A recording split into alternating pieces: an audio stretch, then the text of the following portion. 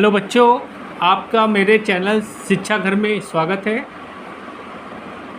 आज मैं आप लोगों के लिए ट्रांसफार्मर के और इम्पॉर्टेंट क्वेश्चंस बताने जा रहा हूं। इनको बड़े ध्यान से देखिएगा। ये सब क्वेश्चंस जो हैं आपके कंपटीशन क्वेश्चंस आए हुए हैं, जिनको मैंने सेलेक्ट किया है। ठीक है, चलिए स्टार्ट करते हैं। पहला क्वेश्चन है, स्टार स्टार ट्रांसफार्मर किसके साथ समांतर नहीं किया जा सकता? ठीक है, V V connection, star delta connection, star star connection, delta delta connection. तो बच्चों इसमें आंसर क्या होगा आपका? इसमें ऑप्शन आपका सेकंड सही है। क्या है? स्टार और डेल्टा कनेक्शन बिल्कुल सही है। ठीक है, चलिए अगला क्वेश्चन देखते हैं। EI प्रकार की स्ट्रिपों का प्रयोग क्या बनाने में किया जाता है? Core type transformer, shell type transformer, berry type transformer और नन, मतलब कोई नहीं। तो बच्चों इसमें आंसर क्या होगा आपका? बेरी टाइप ट्रांसफार्मर बिल्कुल राइट आंसर है। ये जो बच्चों आपके जो ट्रांसफार्मर हैं, ठीक है, ये आपकी कंस्ट्रक्शन के आधार पर है। किसके आधार पर है? कंस्ट्रक्शन के आधार पर है। मतलब कंस्ट्रक्शन मतलब बनावट के आधार पर। इन सबको जो है E type, I type, L type, T type स्ट्रिपों का प्रयोग करके बनाया जाता है। चलिए अगला क्वेश्चन देखते हैं। बहुत इंपॉर्टेंट क्वेश्चन है बच्चों। सामान्य तौर पर वितरण ट्रांसफार्मर होता है। स्टार डेल्टा ट्रांसफार्मर होता है, डेल्टा स्टार ट्रांसफार्मर होता है, स्टार स्टार ट्रांसफार्मर होता है, डेल्टा डेल्टा ट्रांसफार्मर होता है। तो बच्चों आंसर क्या होगा आपका? इसमें सेकंड आंसर बिल्कुल सही है, डेल्टा स्टार ट्रांसफार्मर होता है। ठीक है बच्चों, अगर आप कंपटीशन की तैयारी कर रहे हैं बच्चों, तो प्लीज़ मेरे चैनल को लाइक, शेयर एंड सब्सक्राइब जो करिए। मैं आपकी कंपटीशन की तैयारी ही करवा रहा हूँ। चलिए अगला क्वेश्चन देखते हैं। पावर ट्रांसफार्मर का मुख्य कार्य होता है टू इंक्रीज और डिक्रीज फ्रीक्वेंसी, मतलब फ्रीक्वेंसी को घटाना और बढ़ाना। टू इंक्रीज और डिक्रीज वोल्टेज AC, मतलब आपका वोल्टेज को घटाना और बढ़ाना। टू इंक्रीज और डिक्रीज DC वोल्टेज। और चौथा आपका ऑप्शन दिया है नन। तो बच्चों आपका सेकंड ऑप्शन बिल्कुल सही है। ट्रांसफार्मर का क्या काम होता है? ये क्या करता है? वोल्टेज और करंट को घटाता और बढ़ाता है। चलिए एक नज़र डालते हैं क्या होता है इसमें बच्चों। जो आपका ट्रांसफार्मर होता है, ट्रांसफार्मर वो क्या करता है? फिक्स्ड फ्रीक्वेंसी पर क्या करेगा? वोल्टेज तथा करंट को घटाता और बढ़ाता है।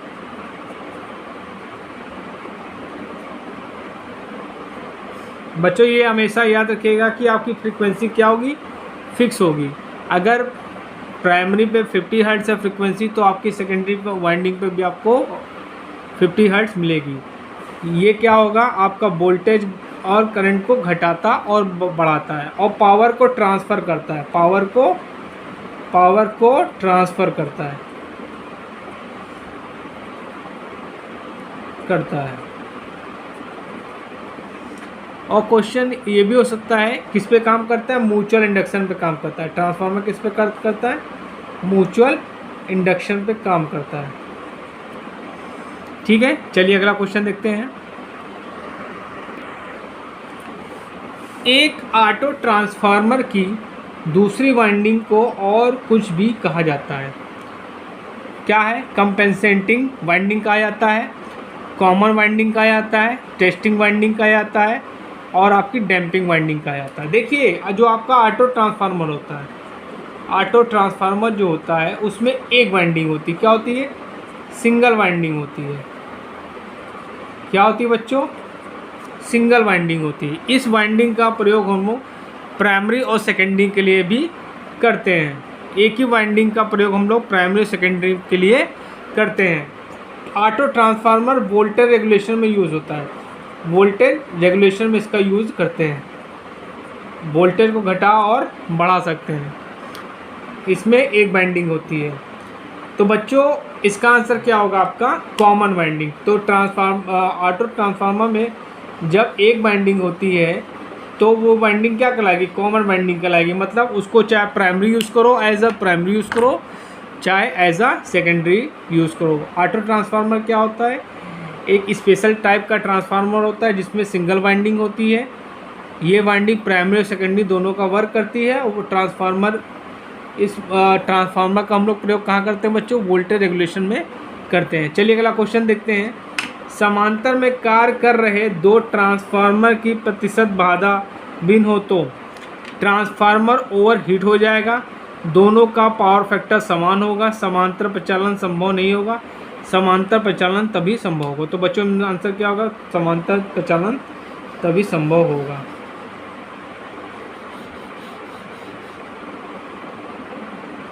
चलिए अगला क्वेश्चन देखते हैं। एक ट्रांसफार्मर के लिए ताज़ा डाइलेक्ट्रिक तेल का रंग होता है। बहुत इंपॉर्टेंट क्वेश्चन है बच्चों, ये पूछा जा सकता है आपसे। एक ट्रांसफार्मर के लिए ताज़ा डाइलेक्ट्रिक तेल का रंग होता है हल्का पीला, धुंधला भूरा, सफ़ेद से भूरा, रंगीन। तो बच्चों क्या होता है? उसका जो कलर होता है वो क्या होता है? रंगहीन होता है। ठीक है, कलरलेस होता है। ठीक है, चलिए अगला क्वेश्चन देखते हैं बच्चों। निम्नलिखित में से पूर्ण भार पर कौन सी हानियाँ शून्य होती हैं? कोर लॉसेस, घर्षण लॉसेस, भंवरधारी हानियाँ, हिस्टोलिसिस लॉसेस। तो देखिए बच्चों, कोर जो लॉसेस होती है ये आपकी क्या होती है? फिक्स्ड होती हैं। ये क्या होती हैं? आपकी फिक्स्ड होती हैं। ठीक है, इनका लोड से कोई लेना देना नहीं होता है।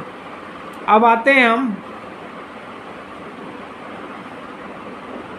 ये दोनों जो है ये भी आपके क्या है? कोर, ये भी क्या है आपकी? ये कोर लॉसेज है। ये आपकी एडी करंट लॉस और हिस्टेरिसिस लॉस, दोनों को हम लोग क्या कहते हैं? कोर लॉसेस कहते हैं। तो बचा क्या आपका? घर्षण लॉस। घर्षण लॉस इसमें सही आंसर होगा, क्योंकि ट्रांसफार्मर एक स्टैटिक डिवाइस होता है, इसमें मोशन नहीं होता है, तो घर्षण हानियाँ होने की कोई गुंजाइश नहीं होती है। तो क्या होगा? इसमें घर्षण हानियाँ बिल्कुल राइट आंसर है। चलिए अगला क्वेश्चन देखते हैं। ट्रांसफार्मर की कोर लिफ्टिंग कितने अवधि के बाद होती है? 3 वर्ष, 4 वर्ष, 5 वर्ष, 6 वर्ष। तो बच्चों उसमें आंसर क्या होगा आपका? 5 वर्ष। 5 वर्ष बहुत सही आंसर है, राइट आंसर है। चलिए बच्चों अगला क्वेश्चन देखते हैं। निम्नलिखित में से कौन सा एक ट्रांसफार्मर कार्य नहीं है? Step down voltage, step up voltage to get same frequency, convert DC into AC. देखिए आपका जो ट्रांसफार्मर होता है वो वोल्टेज को क्या कर सकता है? घटा भी सकता है, वोल्टेज को बढ़ा भी सकता है, फ्रीक्वेंसी इसकी चेंज नहीं होती है। आपका जो चौथा ऑप्शन दिया है बच्चों, कन्वर्ट डीसी इनटू एसी, तो ये गलत है। तो ये कार्य ट्रांसफार्मर नहीं करते। तो इसका राइट आंसर क्या हो जाएगा आपका? Convert DC into AC. Transformer क्या करता है? फिक्स्ड फ्रीक्वेंसी पे वोल्टेज और करंट को घटाता और बढ़ाता है। फ्रीक्वेंसी आपकी क्या होगी? कांस्टेंट होगी, वो चेंज नहीं होगी। ये क्या करता है? पावर को एक वाइंडिंग से दूसरी वाइंडिंग में ट्रांसफ़र करता है। चलिए अगला क्वेश्चन देखते हैं।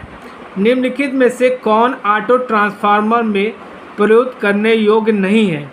शक्ति चालकीय रूप से स्थानांतरित होती है, शक्ति प्रेरकीय रूप से स्थानांतरित होती है, प्राइमरी और सेकेंडरी के मध्य कोई आइसोलेशन नहीं होता है, वाइंडिंग के लिए अत्यधिक कॉपर का उपयोग होता है। तो बच्चों आंसर क्या है आपका? चौथा बिल्कुल सही आंसर है। इस देखिए जब वाइंडिंग एक ही है तो क्या होगा, कॉपर कहाँ होगा बेटा, कम होगा, कम यूज़ होगा। ठीक है, तो ये ऑप्शन आपका बिल्कुल सही है। चलिए अगला क्वेश्चन देखते हैं। बहुत इंपॉर्टेंट क्वेश्चन है बच्चों, मैं आपको इंपॉर्टेंट क्वेश्चन बता रहा हूँ, सेलेक्ट करके क्वेश्चंस लाया हूँ जिनको सॉल्व करा रहा हूँ। आप इन वीडियोस को पूरा देखिए, अन्यथा ना देखिए, क्योंकि अगर आप पूरा देखेंगे तभी आपकी तैयारी होगी। और इस वीडियो को लाइक शेयर एंड सब्सक्राइब जो करिए, और मेरे चैनल को भी लाइक शेयर एंड सब्सक्राइब जो करिए। चलिए अगला क्वेश्चन देखते हैं। निम्नलिखित में से कौन सा ट्रांसफार्मर विद्युत रोधी तेल समानता भारत में प्रयोग किए जाते हैं? पैराफिन आधारित विद्युत रोधी तेल, नेफ्था आधारित विद्युत रोधी तेल, एरोमेटिक्स आधारित विद्युत रोधी, ओलिफिन आधारित विद्युत रोधी। तो बच्चों आपका पहला आंसर बिल्कुल सही है, पैराफिन आधारित विद्युत रोधी।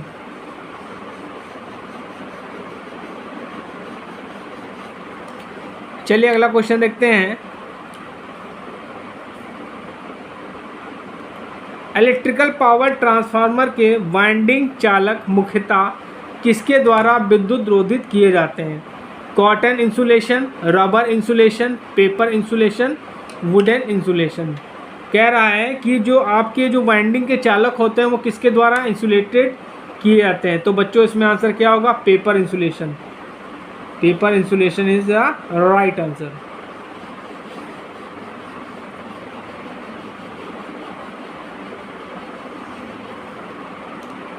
चलिए अगला क्वेश्चन देखते हैं।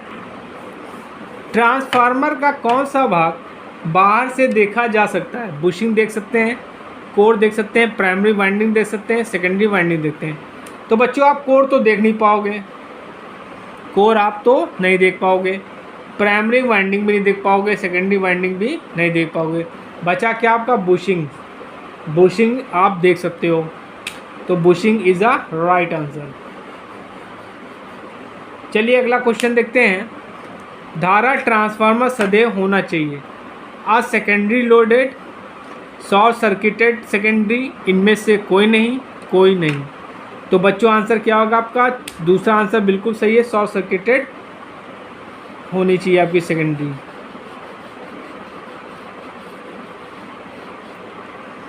चलिए अगला क्वेश्चन देखते हैं। ट्रांसफार्मर में हार्मोनिक के उत्पादन का मुख्य कारण हो सकता है उतार चढ़ाव वाला भार, खराब विद्युत रोधन, यांत्रिक कंपन, कोर की संतृप्तता। तो बच्चों आंसर क्या होगा आपका? चौथा आंसर बिल्कुल सही है, कोर की संतृप्तता।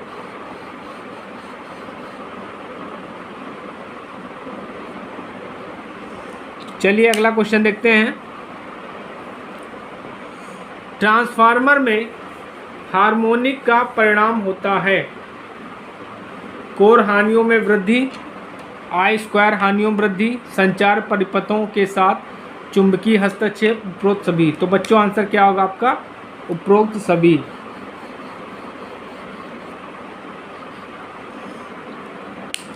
चलिए अगला क्वेश्चन देखते हैं।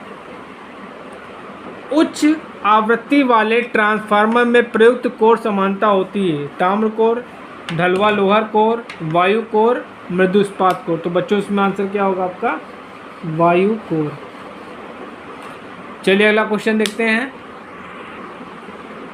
टीटी ट्रांसफार्मर की डैश डैश ट्रांसफार्मर के साथ समांतर नहीं किया जा सकता। We connection, star delta connection, star star connection, delta delta connection. तो बच्चों इसमें आंसर क्या होगा आपका? दूसरा बिल्कुल सही है, स्टार और डेल्टा कनेक्शन। चलिए अगला क्वेश्चन देखते हैं।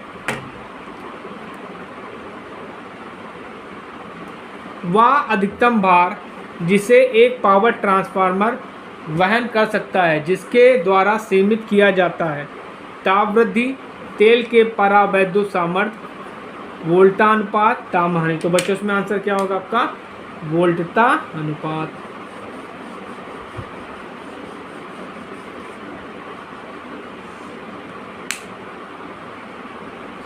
चलिए अगला क्वेश्चन देखते हैं। भंवर धारा हानि किस पर निर्भर करती है? फ्रीक्वेंसी पर, फ्लक्स डेंसिटी पर, थिकनेस पे और ऑल ऑफ द अबव। तो बच्चों इनका आंसर क्या होगा? सभी पे वो डिपेंड करती है। भंवर धारा का आपसे बच्चों क्वेश्चन फॉर्मूला भी पूछा जा सकता है। तो ये होता है आपका WE is equal to KE B max, flux हो गया ये, F² T² V। अब देखिए इससे क्या होता है, ये आपकी क्या हो गई? फ्रीक्वेंसी। B आपका क्या होगा? फ्लक्स डेंसिटी हो गया। T आपका क्या होगा? थिकनेस। तो आपको तीनों पॉइंट जो हैं इसके भावर धारा हानि के फॉर्मूले में मिल रहे हैं। तो अर्थात क्या हो जाएगा? ये आपका चौथा आंसर बिल्कुल सही है। और अगर आपसे हिस्टोलिसिस का फॉर्मूला पूछा जाएगा तो WH is equal to KH B max 1.6 power F into V। ये आपका हिस्टोलिसिस लॉसेस का फॉर्मूला हो गया। ये आपका एडी करंट लॉसेस का फॉर्मूला हो गया। चलिए अगला क्वेश्चन देखते हैं। ट्रांसफार्मर की प्राथमिक वाइंडिंग कुंडलन सदैव उच्च वोल्टा वाइंडिंग होती है, सदैव निम्न वोल्टा वाइंडिंग होती है, या तो निम्न वोल्टा या तो उच्च वोल्टा हो सकती है, इनमें से कोई नहीं। तो बच्चों आपका थर्ड ऑप्शन बिल्कुल सही है। या तो आपकी प्राइमरी वाइंडिंग मैक्सिमम क्या हो सकती है? हाई वोल्टेज की हो सकती है, या तो लो वोल्टेज की होती है। देखिए मैं बताता हूँ कैसे। अगर आपका स्टेप अप ट्रांसफार्मर होगा, ठीक, तो आपकी प्राइमरी वाइंडिंग के टर्न्स क्या होंगे? कम होंगे। ये टर्न्स ज़्यादा होंगे, मतलब N2 जो बड़ा हो जाएगा N1 से। तो यहाँ पे क्या हो जाएगी? आपकी प्राइमरी वाइंडिंग क्या हो जाएगी? निम्न वोल्टा की हो जाएगी, लो वोल्टेज की हो जाएगी। अब जब हम स्टेप अप होगा आपका ट्रांसफार्मर, मैं यहाँ लिख देता हूँ, जब आपका स्टेप अप होगा, सॉरी स्टेप डाउन होगा, तो प्राइमरी के टर्न्स क्या होंगे? ये ज़्यादा होंगे, और सेकेंडरी के टर्न्स क्या होंगे बच्चों? कम हो जाएंगे। यहाँ आपके N1 हो गई, ये आपका N2 हो गया। इट मीन्स N1 इस कंडीशन में N1 बड़ा होगा N2 से, तो वहाँ पे भी क्या हो जाएगी? यहाँ पे आपकी प्राइमरी वाइंडिंग क्या हो जाएगी? उच्च वोल्ट की हो जाएगी, हाई वोल्टेज की हो जाएगी। तो बच्चों इसी से आपको पता चलता है कि आपका थर्ड ऑप्शन बिल्कुल सही है। या तो निम्न वोल्टा या तो उच्च वोल्टा हो सकती है। चलिए अगला क्वेश्चन देखते हैं। ट्रांसफार्मर में शून्य लोड पर इनपुट वोल्टा चुंबकन धारा के कला में होता है। चुंबकन धारा से 90 डिग्री अग्रगामी होता है, चुंबकन धारा से 45 डिग्री पश्चगामी होता है। तो बच्चों आपका सेकंड ऑप्शन बिल्कुल सही है। मैग्नेटाइजिंग करंट से 90 डिग्री क्या होता है? लीड करता है। ठीक है, चलिए अगला क्वेश्चन देखते हैं। बच्चों आप लोग मेरे वीडियोस को जरूर देखते चलिए, जिससे आपकी कंपटीशन की तैयारी होती ही रहे। चलिए अगला क्वेश्चन देखते हैं। ट्रांसफार्मर में कोर फ्लक्स मुख्यतः डैश किस पर निर्भर करता है? सप्लाई वोल्टेज और फ्रीक्वेंसी पे, सप्लाई वोल्टेज, आवृत्ति और भार पे। तो आपका जो फ्लक्स होता है, ठीक है, वो क्या करता है? वो आपका वोल्टेज पे भी डिपेंड करेगा, ठीक है, फ्रीक्वेंसी पे भी डिपेंड करेगा और लोड पे भी डिपेंड करेगा। तो बच्चों आपका आंसर, आपका थर्ड बिल्कुल सही है। This is your right answer. Third option बिल्कुल सही है आपका। चलिए अगला क्वेश्चन देखते हैं। ट्रांसफार्मर की टैपिंग प्रदान की जाती है लो वोल्टेज साइड के फेज एंड पर, हाई वोल्टेज साइड के फेज एंड पर, हाई वोल्टेज साइड के न्यूट्रल साइड एंड पर, हाई वोल्टेज साइड के मध्य पर। तो बच्चों आंसर क्या होगा आपका? लो वोल्टेज साइड के फेज एंड पर। ये बिल्कुल सही आंसर, टेपिंग जो होती है। ठीक है, चलिए अगला क्वेश्चन देखते हैं। टेप चेंजर समानता किस पर लगाया जाता है?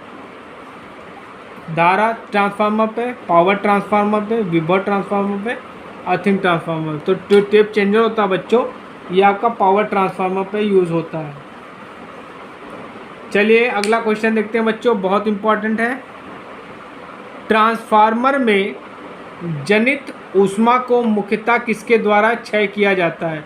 चालन, संवहन, विकिरण, उपरोक्त सभी। तो बच्चों इसमें आंसर क्या होगा आपका? संवहन। संवहन से जो है ऊष्मा को क्षय किया जाता है। चलिए अगला क्वेश्चन देखते हैं। संपूर्ण कोर हानियाँ डैश डैश भी कहा जाता है। भंवर धारा हानि, हिस्टोलिसिस हानि, चुंबकीय हानि और ताम हानि। तो बच्चों जो संपूर्ण कोर हानियाँ होती हैं, देखिए कोर हानियाँ दो प्रकार की होती हैं। कोर लॉसेस जो होते हैं, कोर लॉसेस को हम लोग मैग्नेटिक लॉसेस भी बोलते हैं। क्या बोलते हैं? मैग्नेटिक लॉसेस भी बोलते हैं। ठीक, तो आपके जो कोर लॉसेस दो होते हैं, एक होता है एडी करंट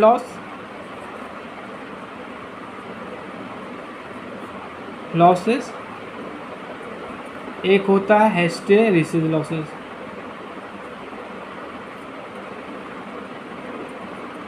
तो इन दोनों का जो सम होता है उसको बोलते हैं क्या? Magnetic losses.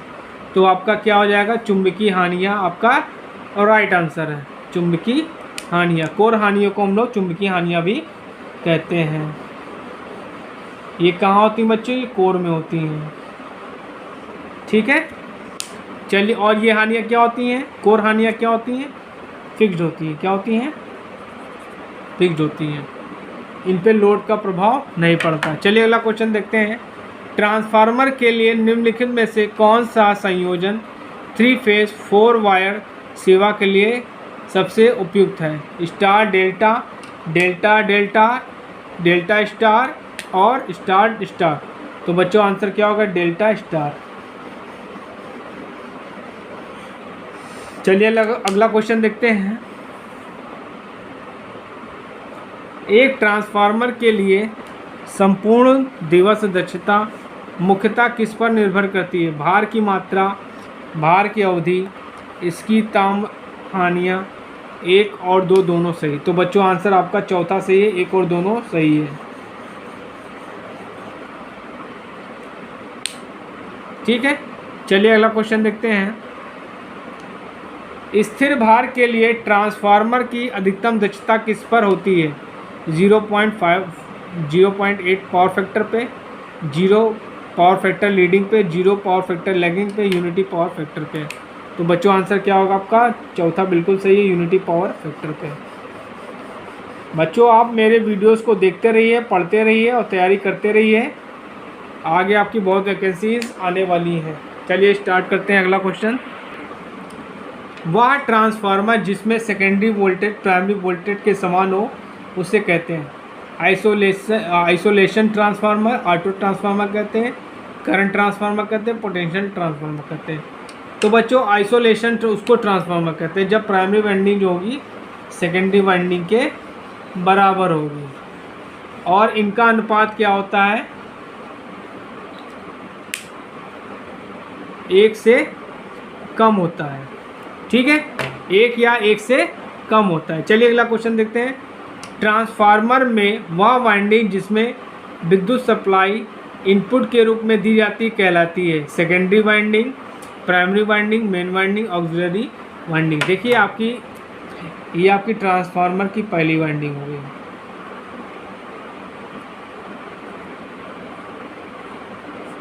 ये आपकी सेकेंडरी वाइंडिंग है। यहाँ पे हम लोग सप्लाई देते हैं अल्टरनेटिव सप्लाई। तो ये आपकी क्या कहलाती है? प्राइमरी वाइंडिंग कहलाती है। क्या कहलाती है? प्राइमरी वाइंडिंग कहलाती है। तो आपका प्राइमरी वाइंडिंग बिल्कुल सही आंसर है। और ये आपकी जो वाइंडिंग होती है इसको हम लोग सेकेंडरी वाइंडिंग बोलते हैं। सेकेंडरी। ठीक है, तो आपका सेकेंड आंसर बिल्कुल सही है। ये आपकी प्राइमरी वाइंडिंग होती है। This is known as primary winding. चलिए अगला क्वेश्चन देखते हैं। पोटेंशियल ट्रांसफार्मर प्रयुक्त किए जाते हैं उप यंत्रों और रिले के साथ वोल्टेज में निम्न परिवर्तन के लिए, अत्यधिक मात्रा में शक्ति स्थानांतरित करने के लिए, आपूर्ति के विभव को बढ़ाने के लिए। तो बच्चों आपका जो पोटेंशियल ट्रांसफार्मर है, करंट ट्रांसफार्मर और आपका पीटी पोटेंशियल ट्रांसफार्मर, ये आपके इंस्ट्रूमेंट्स ट्रांसफार्मर कहलाते हैं। क्या कहलाते हैं बच्चों? इंस्ट्रूमेंट्स ट्रांसफार्मर कहलाते हैं। तो इनका प्रयोग हम लोग कहाँ करेंगे? उपयंत्रों और रिले के साथ इसका प्रयोग हम लोग करेंगे। ठीक है, समझ में आया बच्चों आप लोग को? चलिए अगला क्वेश्चन देते हैं। ट्रांसफार्मर जिसकी रेटिंग 5 kVA से कम है, सामान्यतः तेल शीतलित होते हैं, जल शीतलित होते हैं, प्राकृतिक वायु शीतलित होते हैं, बलित वायु शीतलित होते हैं। तो इसमें आंसर क्या होगा बच्चों? इसमें आंसर आपका थर्ड बिल्कुल सही है, प्राकृतिक वायु शीतलित होते हैं। चलिए बच्चों लास्ट क्वेश्चन देखते हैं। लास्ट नहीं बच्चों, अभी 2-3 क्वेश्चन और हैं, देखते हैं। धारा ट्रांसफार्मर का भार किस पद में व्यक्त किया जाता है? द्वितीयक वाइंडिंग धारा, ट्रांसफार्मर की वीए रेटिंग, वोल्टा धारा और द्वितीय का शक्ति गुणक, इनमें से कोई नहीं। तो बच्चों आंसर आपका सेकंड बिल्कुल सही है, ट्रांसफार्मर की वीए rating.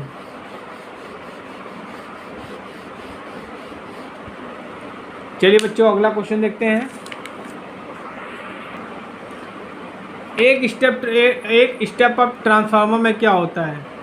Primary turns secondary turns से ज़्यादा होते हैं, सेकेंडरी टर्न्स प्राइमरी टर्न्स से ज़्यादा होते हैं, सेकेंडरी टर्न्स प्राइमरी टर्न्स का सम और कोई नहीं। तो बच्चों आंसर होगा आपका, देखिए यहाँ समझ लीजिए पहले क्या है। एनपी क्या है? Number of turn primary winding, number of turns of primary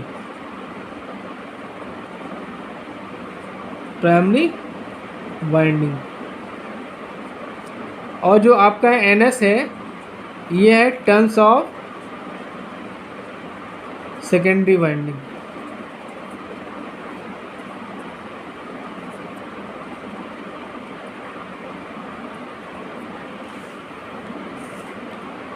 और देखिए ये आप स्टेप अप आपका ट्रांसफार्मर है, तो ये आपकी प्राइमरी वाइंडिंग हो गई और ये आपकी सेकेंडरी वाइंडिंग हो गई। इसमें आपके टर्न्स इसको एनएस बोल दिया, एनएस बोलिए चाहे एन2 बोलिए, और ये आपका एनपी हो गया। यहाँ पे क्या होगा? एनएस बड़ा होता है एनपी से स्टेप अप ट्रांसफार्मर के केस में, और अगर आपका स्टेप डाउन है तो यहाँ पे टर्न्स आपके क्या होंगे? ज़्यादा हो जाएंगे प्राइमरी में, और सेकेंडरी में टर्न्स क्या हो जाएंगे?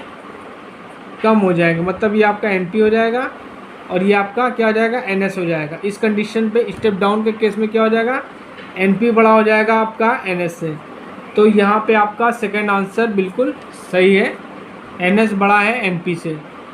ठीक है, तो आपका आंसर क्या होगा? NS is greater than NP. चलिए अगला क्वेश्चन देखते हैं। डैट ट्रांसफार्मर की तेल की श्यानता या होनी चाहिए। श्यानता को बोलते हैं विस्कोसिटी। मध्यम होनी चाहिए, बहुत ज़्यादा होनी चाहिए, अधिक होनी चाहिए, कम होनी चाहिए। तो विस्कोसिटी बच्चों क्या होनी चाहिए? तेल की कम होनी चाहिए। तो बच्चों आज मैंने आपको सेकंड लेक्चर ट्रांसफार्मर में बहुत इंपॉर्टेंट क्वेश्चंस कराए हैं, लगभग 50 क्वेश्चंस कराए हैं। इनको आप देखिएगा, समझिएगा, पढ़िएगा और मेरे वीडियो को लाइक, शेयर एंड सब्सक्राइब जो करिएगा, जिससे मैं आप लोगों के लिए और अच्छे अच्छे वीडियोस बनाता रहूं और आपकी तैयारी होती रहे। जय हिंद।